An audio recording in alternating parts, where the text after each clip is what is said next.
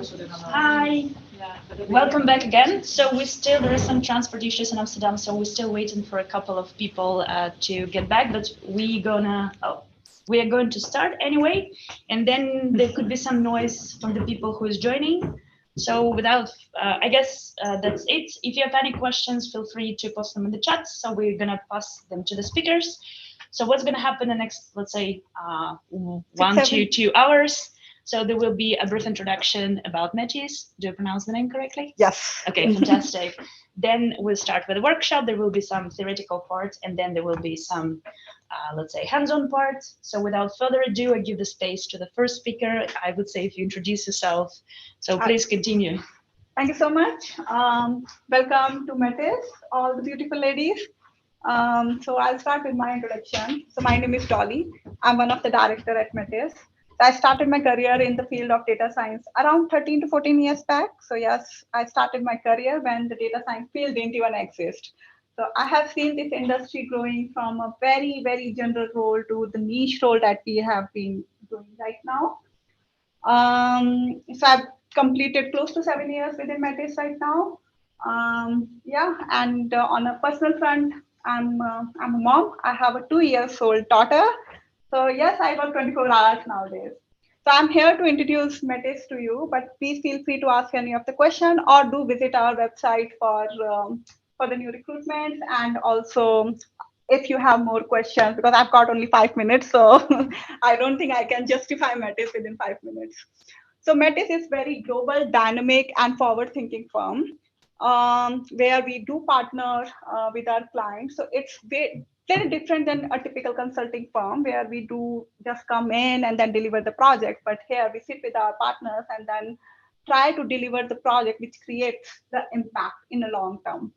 So what I'm trying to say here is that we do partnership with the clients like Hugo Boss, like Carlsberg, like AWWG, and PVH, and then we sit with them and then try to understand the problems in a different way, whether it's a big data problem or digital commerce problem or strategy problem. Then we sit with them and then try to create the team and then deliver the impact. So if I would like to put the service into the different solutions, these are the four major pillars that defines the Metyis.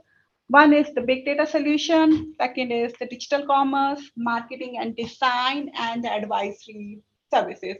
And the bottom line, which is more like a backbone for our company, is we call it as a compass and operational delivery, where we work with our partner, create the team for them, and then having the right people at the right time so that they can also deliver the impact. So let's maybe go ahead with the first step, where big data solutions. I think I don't need to explain this big data solution to this group at least, but in this pillar, we try to do everything around big data. It could be creating a single source of truth through the data platform, or creating the commercial analytics, or doing the AI-driven analytics, or now we are also opening our door towards generative AI topics as well. And we do this to all our clients where we provide end-to-end solution and service to them. Second is digital commerce. It is the e-commerce pillar, and it covers everything in and around e-commerce, which could be the website or the refresh of the website for our client, or if you would like to expand to the different countries, or the localization, and whether it could be the backend through the technology as well. So that is being driven by this pillar. Marketing and design is especially a tailored solutions for CMOs of the organization, so that using these they can create the overall control tower for them, where they could look into their own budget, how they would want to relocate their budget to the different countries, to the different products, to whether they would want to spend on the women's wear or men's wear, or if they would want to spend around 100 million in Amsterdam, how they would like to do that. So all those kind of a tailored solution we provide through marketing and design solution to CMOs. And the fourth is more like a niche and the advisory service, which is around the strategy. So we sit with the C-suite, understand their problem, and then try to create a strategy on how to deliver it. I'm proud to say that right now we have 50 plus nationalities working across 10 different countries and the 15 other locations in Metyis. And as of now, I think we are close to 1,000 plus as an overall global firm. We are working across these 4 pillars.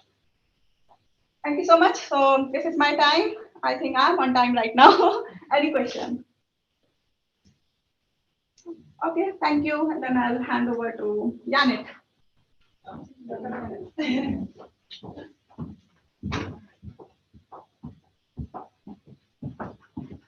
So now we will start the part about our topic today. Let me just open the other presentation.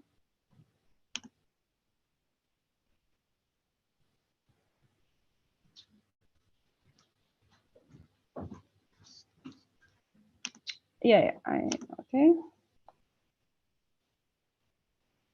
And yeah, Yanett, if you could quickly introduce yourself, would be great. Okay. Hi, so I'm Yanett. I'm a manager at the data science here at Metyis. I'm originally from Chile, speak Spanish. I don't speak much Dutch yet, but I'm a mother of 2 boys. They soon is gonna start learning a lot of Dutch themselves, so I need to start learning myself as well. So here I'm gonna kind of briefly introduce you to the to the topic of this meeting, which is time series forecast. I just call it forecast. I will tell you why. Yeah, so I have 20 minutes to introduce the topic and teach you everything about forecast, which is clearly not enough. So I'm just gonna give a glimpse of what you can do and what are the practical things that happen when you are dealing with forecasts. And then later on, we're gonna deep dive into the workshop where you can have your hands-on into one example that we have for you. So let's start, and please feel free to ask anything if you have any questions, or let me know. Okay, so so the topic of this meeting is forecasting business. And why forecasting business? Because, okay, you can do forecast of everything, but in business in particular, it's very relevant to have forecast. For business, it's really important to know what the future looks like, because with that, they can make better decisions. They can save waste, they can avoid excess, they can plan better. So for business in particular, forecasting is a very powerful tool. And then when you think about forecast, the biggest or like the main methodology that you can use is time series forecast, which is what we're going to talk about. And what I mean about time series is that basically is when you have data that is coming at a regular intervals, or not even regular but intervals, but every now and then. So you can have data that is coming in a time, right? So that's why it's a time series. And with that information, you can use that to predict the future. So it's as simple as that, but in reality, there are some complications and some things that you have to consider that makes that our work as a data scientist is valuable. So whenever you have, when we want to kind of explain or think about what is going to happen in the future, then we have to think about this into kind of 2 ways. The first way, like the first part of the problem or the exploration, is that we need to think about what is the problem really.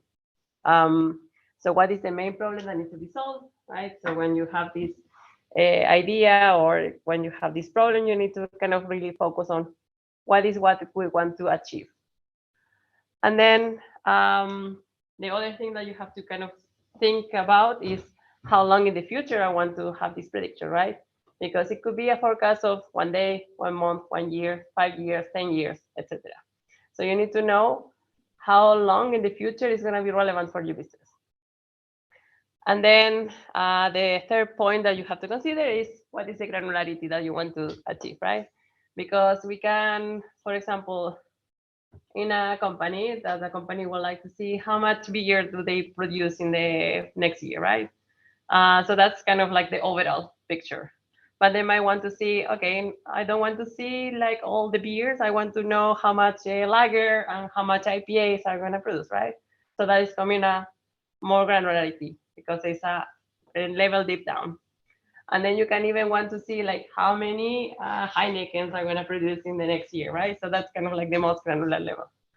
And this is something that you have to kind of understand and figure out when you are working with your problem explorations, because this is kind of really important in the sense that it's gonna set the path for you to see what is gonna be the method that you want to use for forecasting.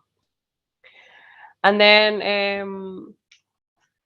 the last point is that it is possible to aggregate this into some hierarchy, right? So in the example I was giving just now, there is some hierarchy. You have all the beers and you have the lagers and the IPAs are below in one hierarchy, and then you have all the individual marks or like brands of beer, right? So there are some kind of hierarchy that you can use.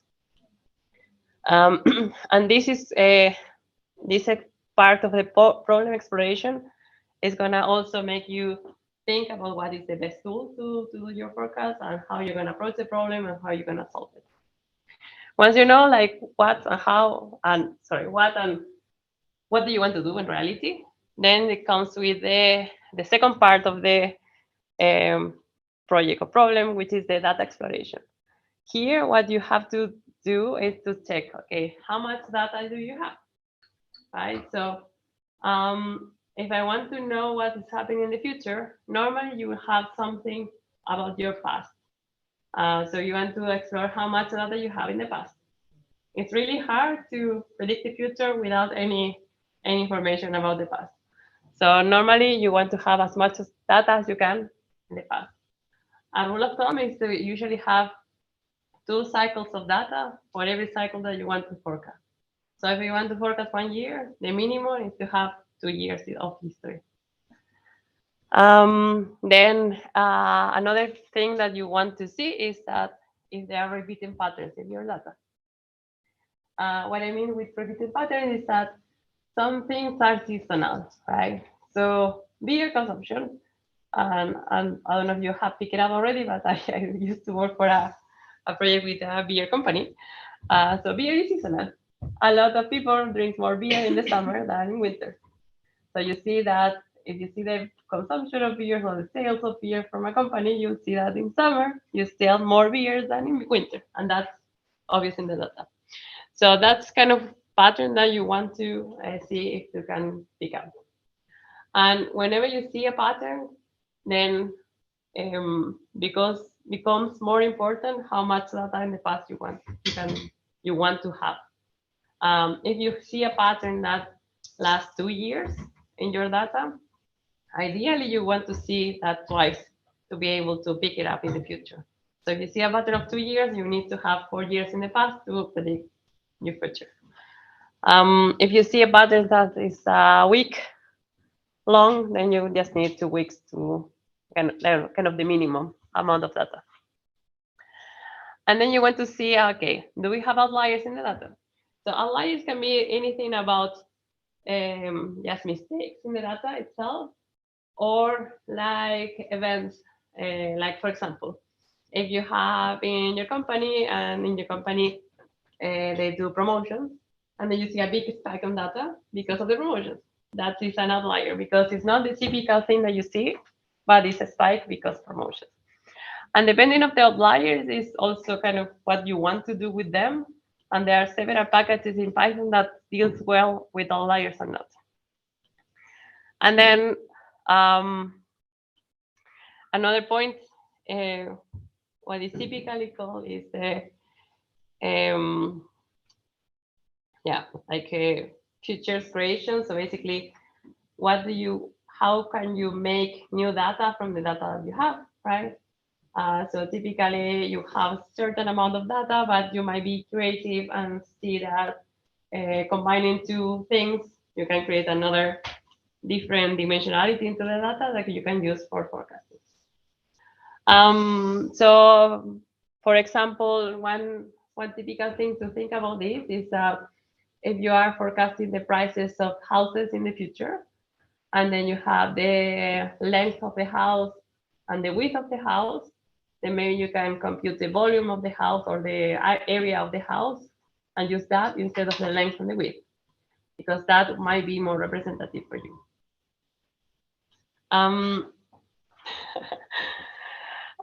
So this is what we call creating new features or creating new variables. And then another cool thing to think about is that if there are any external factors that we can use.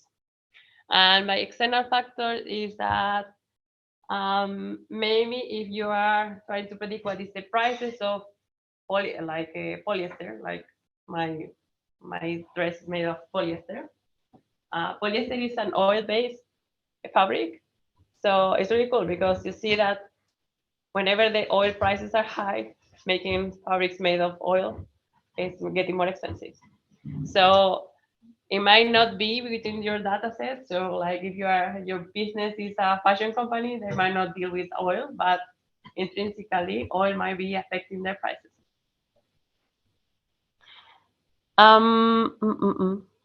Okay. So then when you have your problem, you understand what you want to do, you understand your data, what is needed to happen in your data, then you're like, okay, let's forecast. Now is the real question. What do we use to forecast something? And actually, Maxa's friend had this really cool blog, so I encourage you to go and check it out. It's in Towards Data Science, and they have this like really cool chart. So basically, okay, you start, and then you have a series of decisions, and basically these are the decisions that you have to do as a data scientist, or when you want to like work in a forecasting problem. So basically, okay, what I was saying, do you have the 2 times the data that you want to forecast? So if you want to have a forecast for 1 year, do you have 2 years in the past? If you don't, normally what you want to do is collect more data, because it's going to be super hard to get a forecast with that. And then if you have data, then there is a question of, is the data stationary? Okay, this is something that it will come again and again when you are dealing with any forecast, the stationarity of the data. And what is the meaning of this? Something stationary is that something that has a pattern. You can have a pattern, but the pattern is constant. The pattern has a mean. So you have a pattern that is constant over time. It doesn't increase the mean over time. Also, the width or the height or the extent of your pattern, it doesn't increase or decrease over time. So it's constant. And then if you have something that is repeating over a year, then it should repeat roughly over a year forever. So it's not something that it repeats over 1 year and then half a year, 2 weeks, and so on. So that is what we call stationarity. When you have some really nice data, then it's easy to check stationarity by eye. You can plot your data and you can see if there is a gradient of your data. So like it's going from 0 to 100. You can really see if you have like something that is getting bigger as you grow, or if your like patterns are really not very uniform. But normally it's really hard to quantify this by eye. And there are several techniques and there are several tests, statistical tests that you can use in your data to check for its stationarity. Because reality is that the data is not always so pretty. Then,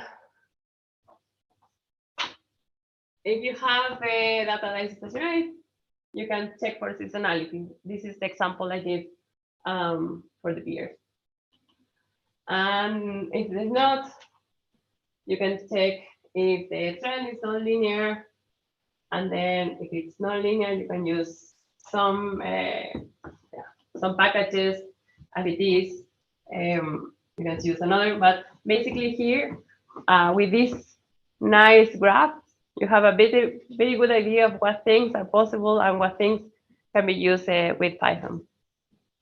So most of these, yeah, I say all of these are built in Python.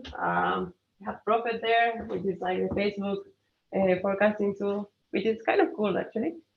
Yeah, but in general, everything comes with your data. You have to check your data, see what is there, and then from there you have to check what is the best tool that you can use.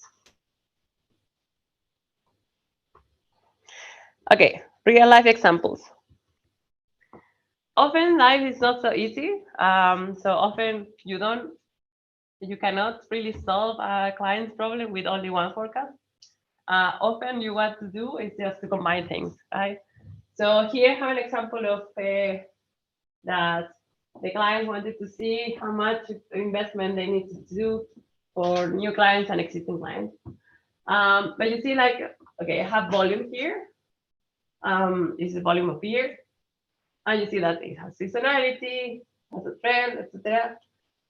So this one is easy to forecast with a package that use seasonality, that can take into account seasonality, etc. But then we have something here that is the subsidy that the company was giving. But this is not seasonal, or doesn't have that component. So you cannot use the same technique here. So usually when we deal with problems in business, you have to do a mix and match. You have to combine everything that you have in your power. So here we can do just a simple trend, for example. And then the combination of those, it will give the business what they want. So it's very important to go back to this slide and know that all of these packages and solutions that are in there, because at some point you're gonna use it more often than not. I have another example here. So this plot or this model is the same thing that I was explaining earlier. So we have something that is really not, you don't see really a pattern here, and it's not seasonality. But here, the cool fact is that polyester is an oil-based fabric. So you can use the oil prices to predict it. And this is another cool thing, is that sometimes you want to do the forecast, and sometimes you want to use a forecast that somebody else did. So a lot of the big things like the inflation, oil, exchange rate, somebody already made a forecast, which is really beneficial for you as a data scientist if you want to use another, you want to do a forecast of another thing, in this case, polyester. We could use a ready-made forecast to train this model to use external variables to forecast the polyester price. And then I have another cool example in which you do a forecast but without using time series. So it is possible to also have a forecast of something without the need of having a time series. So for example, here we have the exchange rate of US dollar to euros. And in this problem, we didn't use time series at all.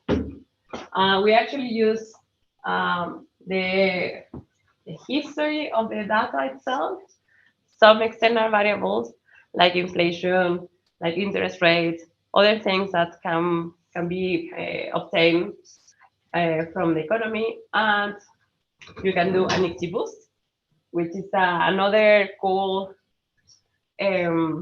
algorithm, but it's not a time series, or you can do a linear regression. So forecasting, so we know that the most typical thing is using time series for forecasting, but that is not the only thing that you can use.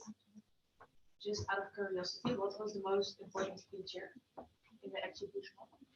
Yeah, so the most important feature is the exchange rate 6 months in the past. Yeah. So that's it from my introduction. So as I said, it's very difficult to teach forecasting of time series in 20 minutes, but I hope with this I give you a bit of a flavor of what is there, and we can share the link to this really cool yeah, charts and posts. And yeah, now is the fun part of the workshop. Thank you.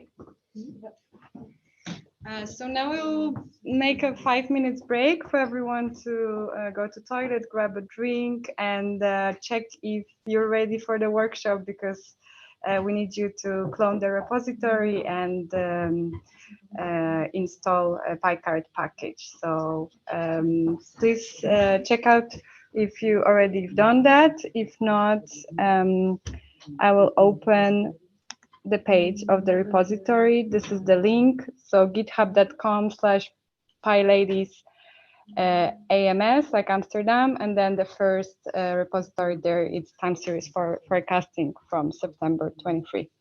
So make sure that you have it ready, and in 5 minutes we will start with the workshop. See you.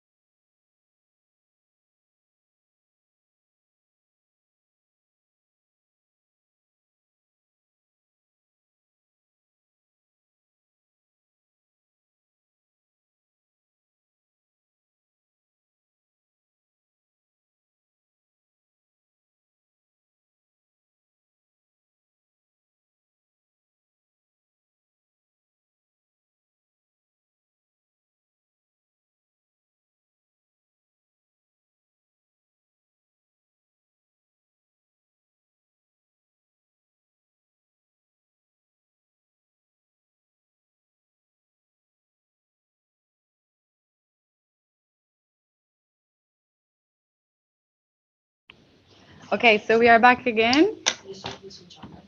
Yeah. So me and Nikki will start with the workshop itself. First couple of words about us. So I'm Magda. I'm originally from Poland, working here in Metyis for 2.5 years. Yeah, and very excited to give this workshop. Come here. Okay. Like this. Hello, everyone. I'm Nikki. I'm from Greece. I studied maths and did a master in data science, and I've been working also almost 2.5 years here, and very excited. Yeah, thanks everyone for joining online and offline. And yeah, let's start with the workshop. So basically today we prepared for you a notebook. I have the solutions open, but the one you should open is under workshops. So this one. So how we structured it is that we mix some descriptions. There are some little exercises, so lines of code which you need to fill in. But don't be scared, it's not too complicated. So as Yanett said, like this topic is very broad. I'm sure that we could make a 1-month class about the time series, but today we just want to give you a little grasp of what you can do with that and see kind of steps that you could follow in another use case. So it's kind of simplified version of a problem. So imagine that we have this scenario that we have a energy transmission organization that is asking you for predicting the energy consumption, and they don't know yet if they want to make huge project. They want to know if there are some patterns and if this data is predictable at all. So you decide to run some simple model and give them first idea about the data. And this is your task for today. So if you didn't do so, you need to install PyCarrot. This is the package that we will be using today. And yeah, you just need to go slowly through the notebook. Just to give you an example, let me open this version. There are some lines where you see something is wrong, and you need to fill the lines to make it work. We will give you some time to work on that. There will be part where we get the output of the model, and then let's say in 15-20 minutes we will comment on it and give you more idea about what exactly you can see from the results. But yeah, for now we are going to follow the steps. So first you will have to read the data, then do some feature engineering, which means adding some simple features, some new variables. Then you will have to move to training the model. And yeah, we are here to help you also online. If you have any questions, I think you can post the questions there, and then we'll try to answer. So yeah, good luck, and we're back in case you have any questions, or in 15 minutes to help you with the second part. All right, good luck. Good luck.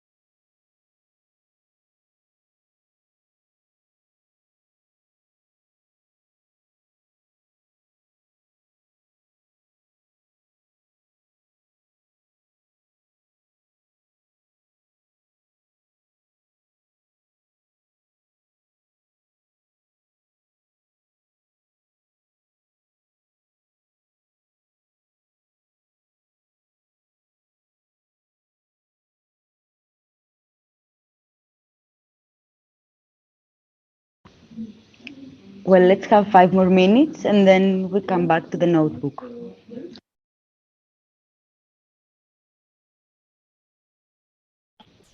And don't worry, there are solutions online. They are already posted. So don't worry if you don't manage to get to the end.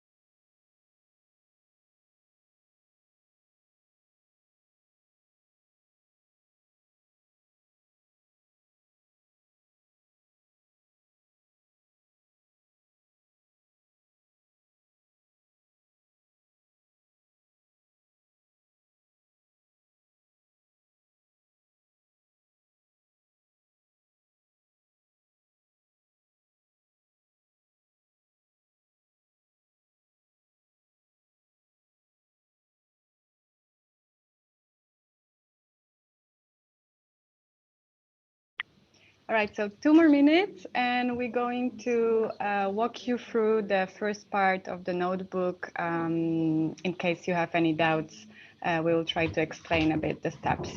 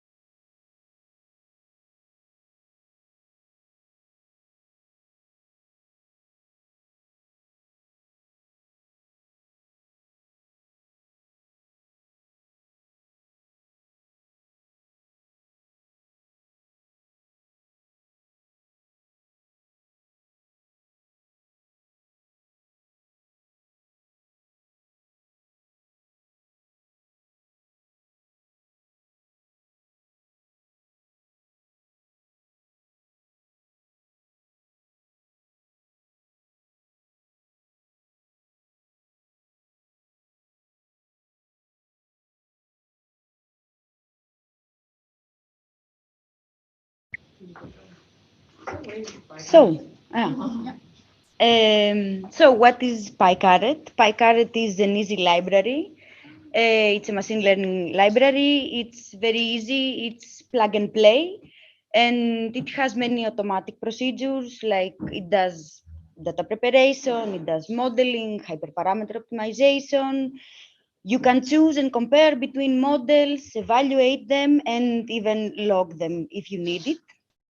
That's why we chose this package. It's very easy to start with, and then, of course, you can move to more complex packages and models.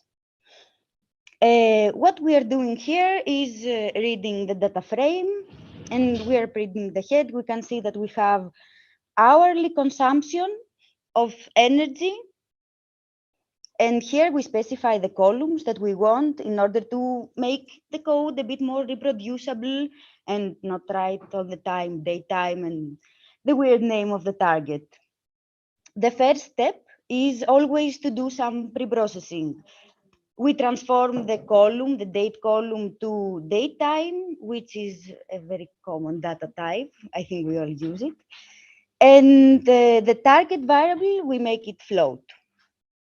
Then what we do is we sort values by the date, and then we set as index the date column. Of course, as you can see, there are links that can help you solve this notebook. Of course, these are the solutions. The next step is feature engineering. I think feature engineering is a very important part, especially for more complicated models. We should find features that match the data set, that get specific information from the data set. And in this particular case, the easiest and probably most useful features to have is time related, day related. So we decided to create a function with hour, day of the week, the quarter, the month. Since we have data which are hourly, they are for many years. So we also have the years, the day of the years, and the ISO calendar days. So we run this command here to create the features because, of course, it's a function, and we pass the data frame. Here we can see a plot of the time series. I think we can see that it's a bit stationary, and that means that it's pretty much stable. It does not get affected from the time. And there might be a seasonal pattern. That's what it looks like. Of course, there are outliers. We can see them. But yeah, in general, there is no trend. It looks seasonal and stationary. I have a question. Are there any specific tips or tricks what to do with outliers? Discard them, focus on them. What do you usually recommend to do? Well, it depends on the number of the outliers, of course, but usually I would suggest discard them, or maybe we can replace them with other values as well. So, but my go-to solution is discard them, especially if they're not many. Okay. I have a question. In reality, and in real examples, what do you usually say and see and face as a challenge of time series replacement? Because I know that there is lots of difficulties of prediction of time series specifically, which we don't see usually in other kind of data. I think most of the time the data have a lot of noise, so it's not like a very clear time series line that goes like a sign. I mean, I think the major problem is that, yeah, they're not clear. They have many outliers. In real life, they tend to go from very high values to zero. For example, if we're talking about products, one day a product sells, and after a few months, there are not sales of this product anymore. So the sparsity is also a big problem, and that means that we don't have many data points So we might have a history of 3 years, but we have only 7, 8, 10 data points in those 3 years. And this is actually a major problem because you might have some, but if they're here and there, you cannot find the pattern. The models cannot see a seasonal pattern or the trend. So it's very difficult to explain them. I don't know. I would add one more thing. I feel like sometimes it happens that there are some external events that affect your time series. The easy example is, let's say, COVID, where the patterns can change completely, become very different, and then you need to use a bit more complex models, and then you need to kind of account for those changes and try to use models that allow for modeling of this change in the pattern, and this is sometimes very difficult because some events are very obvious, but then something can happen that you wouldn't expect that can affect your model, right? So I think I can bring back the example that Yanett talked about before, that you have fashion company, they produce clothes, but actually oil prices might impact their activities because they actually use oil to produce some of the textiles, right? So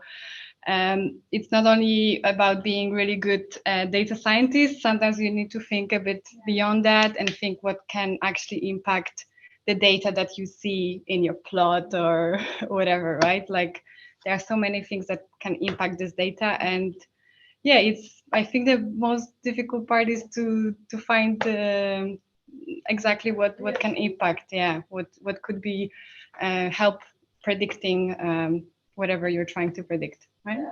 Or maybe collect the data as well. Yeah, sometimes collecting data as well. Another question? One person or one request from those who watched online. So if there are any questions, yeah, we can or repeat them. Yeah. Repeat them, because otherwise people just hear background noise, but they don't hear what you ask. Yeah, sure. Just sorry. Do you have another question? How do we deal with this kind of outliers and also not having enough data of time series?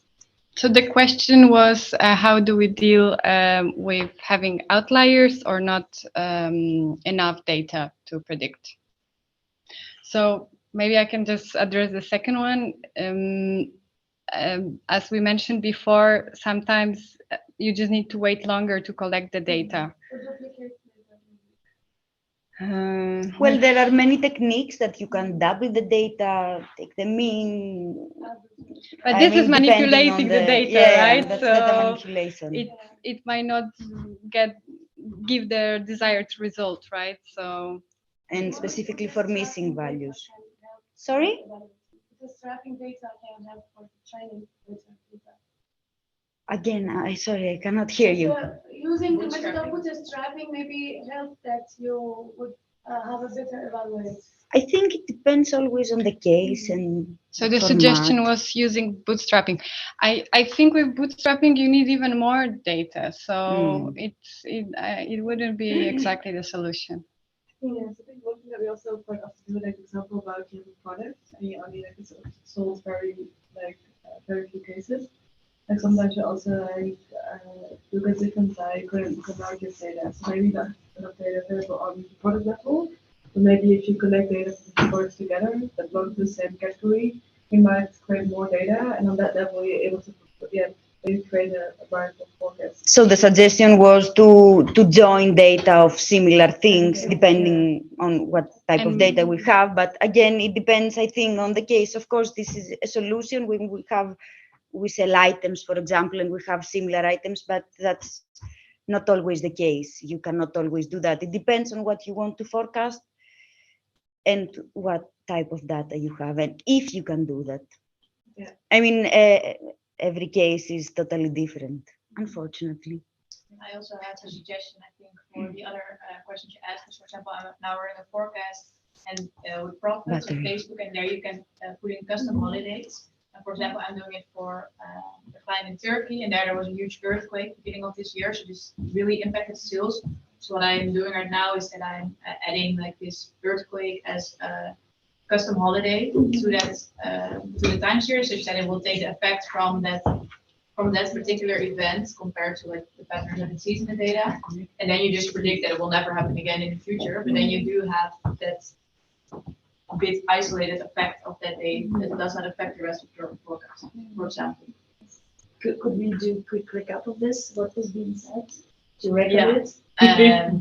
So, for example, to deal with outliers, if there's an external event, you can add it, for example, profit as a holiday to isolate that effect. Yeah. And then set it to 0 in the future. Yeah, for example, when using profits for the events that cannot be captured by the model, or they're one time, they occur one time, there is this holiday variable that we can tweak it and set it to 0, for example, so that we can flag that something happened there, and the model will understand that don't take this into account and continue with your regular trend and seasonality, because profit works with that. So the next step, we are adding lags. Lags is a very common feature. I think we all start from lags, especially in time series. Here we have hourly data. So we are adding 1 year, 2 years, and 3 years of lags. Again, we do it in a function so that we can have a dictionary, easily remove and add if you want more years or less years. I mean, it's easier like that. And now the next step is to reset the index in the training data frame, which looks like that. So we have the lags, the week of the year, day of the month, the features that we discussed, and of course, this is our target variable. The next step is training and validation. Even PyCaret in the beginning looks a bit scary, because if you click on the page of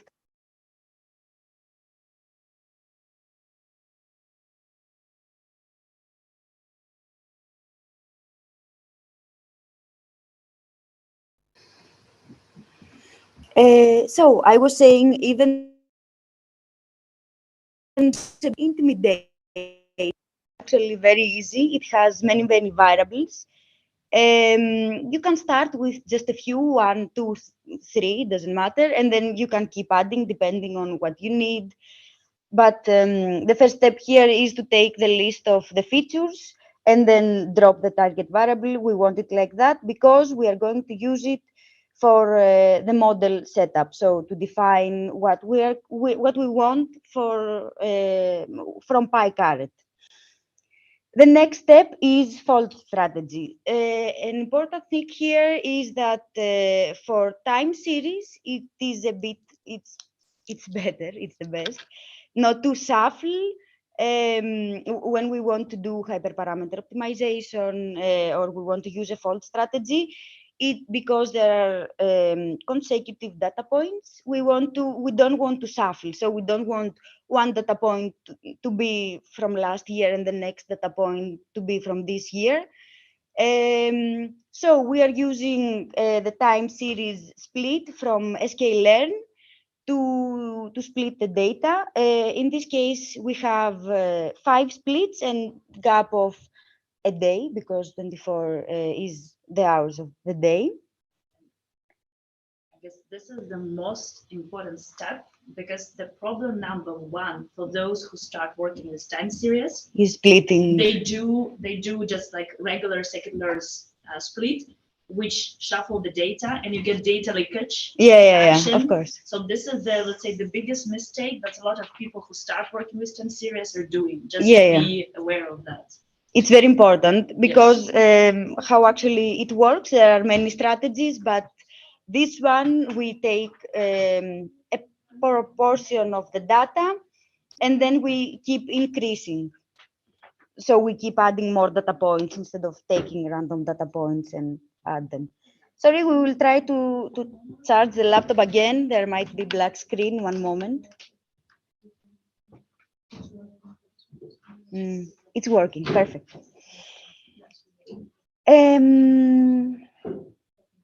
So all this text is regarding the setup of the model. I can walk you through, you can read it later on your time. What we are doing here, we're creating a dictionary. You can also just directly put it here in the setup. And we are defining the data, so which data frame are we using, the target variable, the train test split that we usually use. And in this case, we decided that the train set will be 0.7 and the test set will be the 30% of the data. Here we have only numeric features, and that's why we created also this list. So usually PyCaret is able to understand which features are numeric and which are not, but we don't want any errors, so we just manually put it here. Then we have the imputation. This is very nicely described here. We say how we want to handle missing values. So there is simple and more complex, but we use the simple imputation. If you want more details about it, you can go to the link. Also, here it says that for numeric imputation, the simple is just fills the missing values with the mean of the whole feature, of course, I mean, in the data series, in the time series. And then we have, if we want to pre-process the data, we can normalize. There are other options as well in PyCaret, but we chose that. And we chose the z-score, which is the value minus the mean divided by the standard deviation. It's the standard scaling. It's also available in sklearn, for example. Here we say don't shuffle because of what we discussed before. There are fault strategies, but we used our own, again, for the same issue that we discussed. We have 5 faults. We don't shuffle again. This one is if we want to save and log our experiments, for example, in MLflow. Here we give the name, and then we are saving plots. And this session ID is like the random seed that we use, so that we can make sure that the results are reproducible. So regardless of how many times you run the same model, you will get the same output. And here is the place that we setting up the model, and we say that take these variables and model. We can see a few details here about the model. Like again, this is a random seed, it's called session ID, the size, how many missing values we have, how we normalized, how we split, and all this information that we just discussed. The next step is to train the model, and we set up the starting parameters. We chose XGBoost because it's a simple tree model. We have 5 estimators. We choose square error and RMSE for the evaluation metric. We run the model, and then we say the model is create the model based on what we have. Here we can see the output. Of course, this is very bad. This is in sample. It looks really bad, but it's just an example. And here we have a evaluate model. This is a very nice, actually, characteristic of PyCaret if you want to explore a bit what is happening. So here we have the pipeline. This is more complex. So this is a bit further down, but yeah, here it shows the steps that we took, that PyCaret took, to end up with this output that we have. Here we can print the parameters that we selected. Also, here you can see very easily which other options PyCaret has for this module. Of course, we didn't use all of them or many of them, but yeah, we can see what we used here. we have feature importance. This is the plot for all the features. So the bigger the line, the bigger the feature importance for predicting the output. And here we have the top features. As you can see, 0.4 the feature importance. And then we also have the validation curve. Maybe it will take some time. All these information also are here. So we have provided a few information about some of the tabs. And you can read, we explain the axes, what they represent, if there is overfitting or underfitting, or if it's a good fit. Of course, we don't have a good fit here. For example, let me show you. It's not loaded yet, I'm sorry. Let's go to learning curve maybe. No. This is validation curve. So this validation curve shows us, so we were trying to see which is the best maximum depth for our XGBoost. Let's go back. Yeah, it will be like that. It takes some time. So this curve was showing us which is the maximum depth and when it stops learning and where it starts learning. And here, I will stay here in the learning curve. So here we can see we have training score and cross-validation score. And on the x-axis, we have the training instances. Those training instances are the data points that we have for training, and we want to see how the scores perform while the training instances are increasing. Yeah, that again. Yeah, anyway, the learning curve is not good because the training score and the cross-validation score are very far away. That means that in the training set, it learns. But this very big difference between the training and the cross-validation, it's, I think, overfitting, if I'm not mistaken. Yeah, significant gap between training and cross-validation scores. The rest of the information are in the notebook, and of course, you can find them online. Another very interesting plot is this one, the sub values. And what we see here is how the external features affect the prediction. We have the blue one is the low values and the pink one is the high values. And we have negative and positive sub values. That means that when the feature, this feature, lag 1 year, has positive, very positive, because it's very, very pink, values, it affects the prediction positively. That means that it increases the prediction. When it's very, very low, we can see that for the lower values of the feature, it affects the prediction to a negative way. That means that it reduces the prediction. And then we can see for the rest of the features what's happening. And these two features, we can see that three, actually, they barely affect the output. The model is not good. So we said, okay, let's try a new model. We added outliers. We removed them with a threshold. I mean, you can play around with them. It doesn't really matter to go one by one because we already checked them.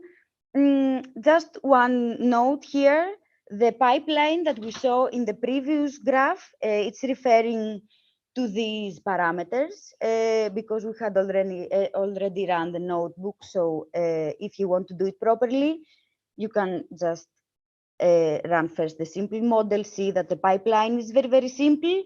And then when moving to that, the pipeline gets a bit more complicated. Again, here we can see the output of the models, the setting parameters for the more complex model, and then we predict.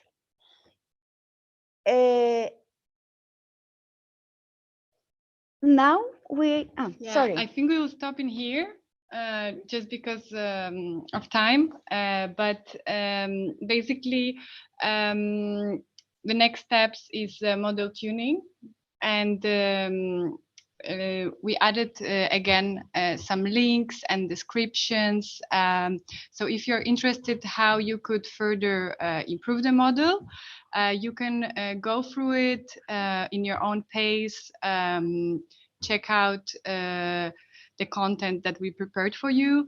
And in case of any questions or doubts or of, I don't know, maybe you will have some problems with running the notebook, you can reach out to us. I think you can find our contact in the repository. I think it's like our LinkedIn marked there, so feel free to drop a message and yeah, let us know also about the feedback. So yeah, thanks a lot. We know that it was a lot of content. The topic is very broad, and it's difficult to squeeze it in the time that we had, but we hope that this was a good starting point for you. So this notebook can give you a grasp of the topic and also kind of give you a reference where you can find more information on the topic yourself. So yeah. Thank you very much. Thanks a lot. And hope this was helpful. Hope to see you again on other meetups. Yeah, and we're just closing our event. So thanks a lot, Metyis, for hosting us, for running this workshop. As was mentioned, in case of questions, you know where to find us. So just some rounding notes. The next event will be fully online. It will be dedicated to the geolocational data analysis. So if you're working with geodata, take it. Then the next event, we are preparing something really, really awesome together with Kickstart AI. So there will be a workshop given by a pretty famous person who used to do a lot of keynotes, published a couple of books recently. She's a data scientist, so there will be something really exciting on the AI topic. I couldn't talk about it right now, but it's coming. And then closer to the December, which will close the year, there will be online or offline events, whether we're going to run sprints to contribute to the NumFocus open source libraries. So this is just for you to know. So I think with that one, we are closing the stream, and then we go into to have our networking parts, like with some foods and discussions. So I stop in the stream for now. So yeah, I think we can mute and just. Thanks a lot. Bye. Thank you.